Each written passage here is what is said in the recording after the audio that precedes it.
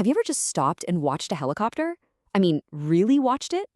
It just hangs there in the sky, like it's completely ignoring the rules of gravity. It's this incredible machine that can take off from anywhere, stop on a dime, and practically dance in the air. So today, we're going to tackle this amazing engineering puzzle and figure out exactly how they do it.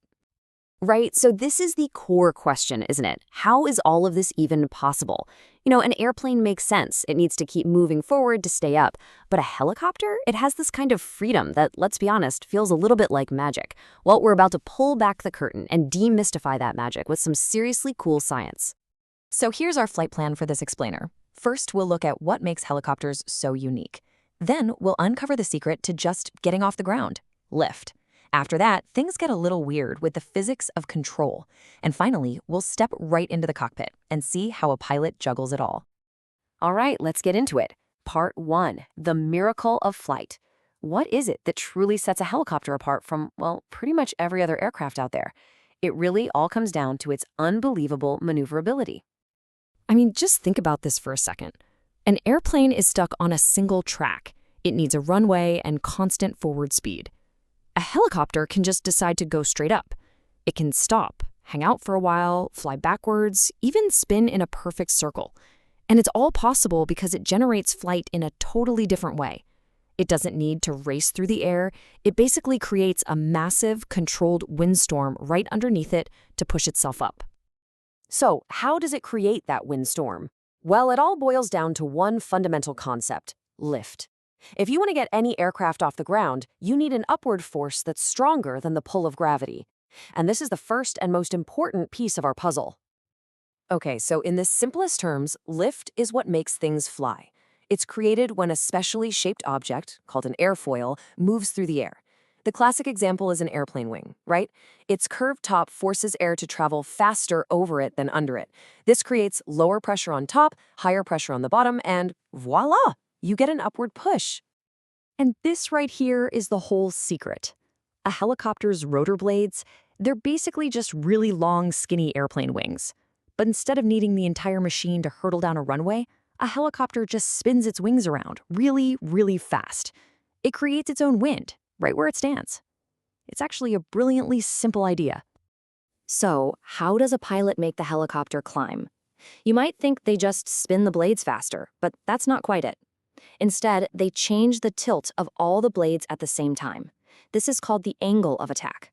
The steeper the angle, the more air it shoves downwards, which means more lift pushing upwards. The trade-off? It's like sticking your hand out of a moving car window and tilting it up. You feel a lot more resistance, or drag. So the engine has to work a lot harder to keep those rotors spinning at the same speed. Okay, great. We've beaten gravity. We can go up, we can go down.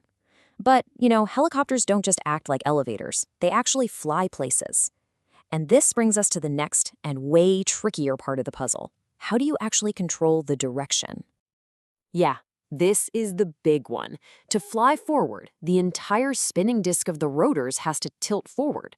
That way, some of that lift starts pushing you forward instead of just up. But think about that. How in the world do you tilt a disk that's whipping around hundreds of times a minute? You can't just reach out and grab it. Well, the answer is one of the most incredible pieces of engineering in all of aviation. It's called the swash plate. This thing is the absolute heart of helicopter control. It's this clever mechanism that sits right at the base of the rotors, and it can tilt in any direction. It's what translates the pilot's simple hand movements into an amazingly complex, repeating pattern for each individual rotor blade. Okay, so let's use some common sense here. If you want to make the whole rotor disc tilt forward, you'd make the blades produce the most lift when they're at the back of the helicopter. That would push the back up and therefore push the front down. Makes perfect sense, right? It seems so obvious, but it is completely wrong. And this, my friends, brings us to the most mind-bending part of this whole thing. We're about to dive into the truly strange world of gyroscopic physics, a place where all of our normal intuitions just don't apply. So here's where physics just gets wonderfully weird. In a spinning system, like a helicopter rotor, any force you apply doesn't actually take effect where you apply it. Nope, the effect shows up 90 degrees later in the direction of rotation. It's a bizarre principle that affects everything from a spinning top on your desk to the wobble of planets in space. This phenomenon has a name, of course: gyroscopic precession. It basically means that any push on a spinning disc is going to result in a movement a quarter turn later. And that's not a suggestion, it's a hard and fast rule of physics. Helicopter engineers had to master this weird little quirk to make controlled flight even possible. Okay, so let's walk through this. Say you want to fly forward. The pilot pushes the control stick forward. The swash plate responds by increasing the angle and therefore the lift of each blade as it passes the side of the helicopter. But because of precession, that upward push doesn't actually do anything until 90 degrees later when that same blade is at the back of the helicopter. This pushes the back of the whole rotor disc up, which tilts the entire thing forward. It's this perfectly timed, completely counterintuitive dance between mechanics and physics. Just brilliant.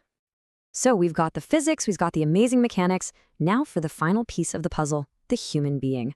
How does a pilot manage all of these incredible, complex forces from inside the cockpit? But hold on, before we get to the controls, there's actually one last physics problem we need to solve. You know Newton's third law. For every action, there's an equal and opposite reaction.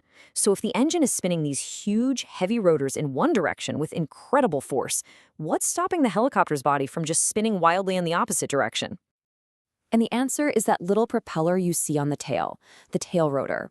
Its entire job is to create a sideways push or thrust that perfectly cancels out that twisting force, the torque, from the main rotor. It keeps the helicopter pointing straight. As a bonus, by changing the thrust of that tail rotor, the pilot can also steer the nose of the helicopter left or right. So when you put it all together, the pilot is basically managing this whole symphony with three main controls. In their right hand, they have the cyclic stick, which controls that swash plate for moving forward, back, and side to side. In their left hand is the collective lever, and that changes the angle of all the blades together to go up or down. And then their feet are on the anti-torque pedals, which control the tail rotor to point the nose where they want it to go. Now here's the really crazy part. None of these controls works by itself. If a pilot pulls up on the collective to climb, that adds more torque, so they instantly have to adjust the pedals. If they push the cyclic forward to pick up speed, that changes the lift dynamic, so they have to adjust the collective. It is a constant three-dimensional balancing act. We're talking about a true test of multitasking, where the tiniest inputs can have massive effects. And this quote just nails it. Flying a helicopter isn't like driving a car, where you turn the wheel and the car turns. It's more like you have to become part of the machine. It demands this unbelievable level of physical coordination, an intuitive feel for the aircraft, and just constant laser-focused attention. So the next time you look up and see a helicopter just hanging there in the sky, remember that incredible whirlwind of physics and mechanics being perfectly managed inside that little cockpit. It's a beautiful intersection of pure genius engineering and profound human skill, which really makes you wonder, is the pilot more of an artist than an engineer? What do you think?